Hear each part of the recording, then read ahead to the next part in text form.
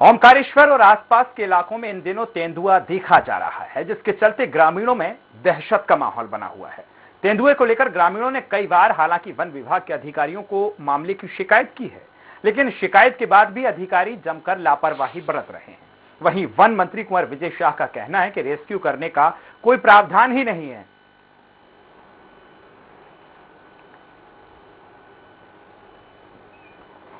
आसपास एक जंगल लगा हुआ है और जंगल का वन प्राणी यहाँ पर विचरते हैं और उसको ऐसे कोई पकड़ने का हमारा कोई इरादा नहीं है। हम जंगल में ना जाए, हम उनके घर में ना घुसे, ये हमारी जवाबदारी होना चाहिए। ये सारा क्षेत्र जो जंगली लगा हुआ है वहाँ पर उनका घर है, मेरा ऐसा मानना है।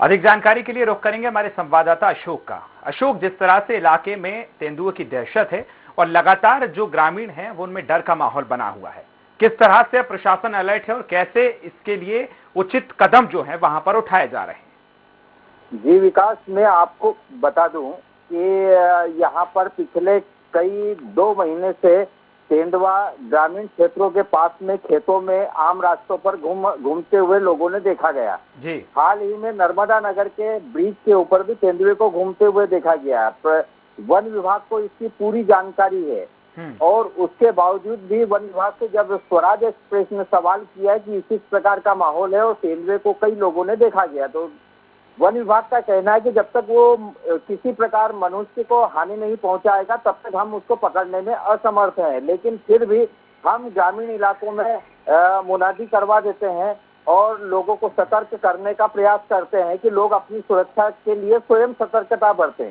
वहीं चुनाव प्रचार के दौरान ओमकारेश्वर वन मंत्री विजय शाह पहुंचे, उनसे भी जब स्वराज एक्सप्रेस ने सवाल किया है कि इसी प्रकार के आप वन मंत्री हैं और यहाँ पर इसी प्रकार से तेंदुआ ग्रामीण इलाकों के आसपास में घूम रहा है, कोई बड़ा हादसा हो जाएगा, तो उन्होंने भी सतर्कता का बात कहकर अपना पल्ला झाड़ लिया। अब इसमें देखना यह होगा कि प्रशासन चाहता है कि किसी प्रकार की कोई घटना हो उसके बाद में तेंदुए को पकड़ने का, रेस्क्यू करने का काम शुरू किया जाए, ये सोचने वाली बात होगी। बिल्कुल अशोक, आपने सही कहा है, लेकिन अशोक, कौन से वहां वो इलाके हैं जहां उसकी जो हलचल है वो ज्यादा देखी गई है तेंदुए की?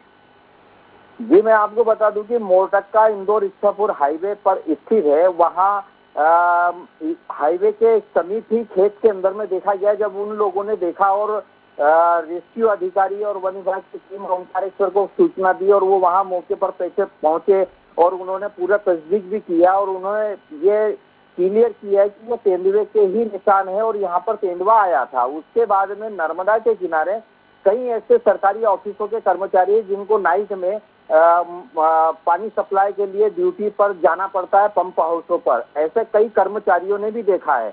और जिन रास्तों से ऐसे कर्मचारी और आम व्यक्ति अपने खेतों में आना जाना करते हैं देर रात को, उन लोगों ने भी इसको देखा है। अब उन लोगों के मन में ये भय है कि हम रात्रि में खेत में कैसे जाए। ड्यूटी पर जो कर्मचारी तैनात है, जो जाना चाहता है वो जाए तो भगवान का नाम लेते हुए जाता है और वन विभाग एक तरफ कहता है कि वो कोई घटना को अंजाम देगा, उसके बाद में हम तेंदुए को रेस्क्यू करने का काम करेंगे। तो ये वन विभाग की कार्यप्रणाली के ऊपर सवाल तो खड़ा करता है, लेकिन कई प्रकार के प्रश्न उठ रहे हैं इससे। अशोक, हमारे साथ आनंद राव जो है वनपाल, उनका भी हमसे संपर्क हो गया है, सीधे उनसे हम प्रश्न करेंगे। आनंद जी, मेरी आवाज आप तक पहुंच रही है? हाँ जी पहुंच रही है। सबसे पहले बहुत स्वागत है स्वराज एक्सप्रेस पर। सर, इलाके में तेंदुए की दहशत है, लगातार लोग डर के साए में जीने को मजबूर हैं। सर, किस तरह से कदम उठाए जा रहे हैं आपकी तरफ से सुरक्षा के मद्देनजर? सुरक्षा के मद्देनजर तो कदम हमारी तरफ से उठाए जाते हैं। जब हमें सूचना मिलती है हम तुरंत उस मौके पर जाते हैं। सर, सूचना मिलती है तब आप पहुंच रहे हैं, ये बहुत अच्छी बात है, लेकिन ग्रामीणों का ये कहना है कि 2 महीना बीत चुके हैं सर, लगातार अलग अलग क्षेत्रों में तेंदुए की जो हलचल है वो देखी जा रही है, उसके पैर के निशान देखे जा रहे हैं, ग्रामीण इस बात के गवाह हैं। इसके पहले सर, अब आगे अगर ऐसा होता है कि अगर रिहायशी इलाकों में मान लीजिए वो आ जाता है, तो उससे पहले आप क्या कदम उठा रहे हैं, किस तरह से उसकी निगरानी कर रहे हैं सर? हमारी नजर तो है, बनी हुई, लगातार बनी हुई हमारी नजर। जहाँ ऐसे सूचना मिलती है तुरंत जाते हैं। वैसे पूरा क्षेत्र है, जंगल क्षेत्र है, जंगल से लगे हुआ गाँव है। सर मैं ये पूछना चाह रहा हूँ, सूचना के बाद नहीं, जिस तरह से मान लीजिए आप नजर बनाए हुए हैं, तो क्या वो कदम आपने जो उठाए हैं, किसकी हलचल के बाद आपने एक्शन में ये कदम उठाए कि अब मान लीजिए सीसीटीवी कैमरे की मदद से कदम उठाए हैं या उसकी तरह से निगरानी कर रहे हैं, कौन से वो कदम है, वही जानना चाहता हूं मैं। हम गश्त करते हैं, काट में भी गश्त करते हैं, गिर में भी गश्त करते हैं। अगर कोई ग्रामीण हमें बताता है कि फलानी जगह हमें तेंदुआ दिखाई दिया है, उसके पगेटे दिखाई देता है, हम तुरंत मौके पे जाते हैं, उनसे पूछताछ करते हैं, भाई किधर गया, कहाँ गया, कैसा था, जानवर क्या था। अगर कोई पद चिन्ह मिलते तो हम पद चिन्ह लेते हैं उसके और उसकी सर्च करते हैं उसका कि किधर गया, क्या है, कोई चलिए हमारे साथ युवा कांग्रेस नेता कुंवर उत्तम पाल सिंह भी मौजूद हैं। सर बहुत स्वागत है सबसे पहले स्वराज एक्सप्रेस पर। जी नमस्कार। नमस्कार। लगातार जिस तरह से तेंदुए की हलचल इलाके में बनी हुई है, ग्रामीणों में अब डर का माहौल है, लगातार उसकी हलचल देखी जा रही है, कैसे देखते हैं आप, क्या कहेंगे? बात यह है कि तेंदुए की जनसंख्या बहुत बढ़ गई है और आसपास के जो जैसा हमारा एरिया है, नर्मदा के आसपास का पूरा एरिया है, वहाँ पे तेंदुए बहुत हो गए हैं जी। कहीं पे गाय खा रहे हैं, कहीं पे जानवरों के बीच में हमारे यहाँ पुनासा में उन पे अटैक कर दिया था। तो ये स्थिति तो बहुत खराब है। और जो आसपास के जंगल की एरिया है, वहाँ पे रात में आदमी जानवर बांधते हैं, उसको उठा ले जाते हैं, खा जाते हैं। बिल्कुल ये स्थिति तो खराब है। इसमें पूरी तरह से जो है फॉरेस्ट का जो हमला है वो फेल हो चुका है और इनमें जो जनसंख्या बढ़ रही है उसके लिए भी इसमें कुछ करना चाहिए। सर आप तो युवा कांग्रेस नेता हैं, आपने जरूर जिम्मेदारों से प्रश्न किया होगा इस बात को लेकर, क्या कुछ कहना है उनका?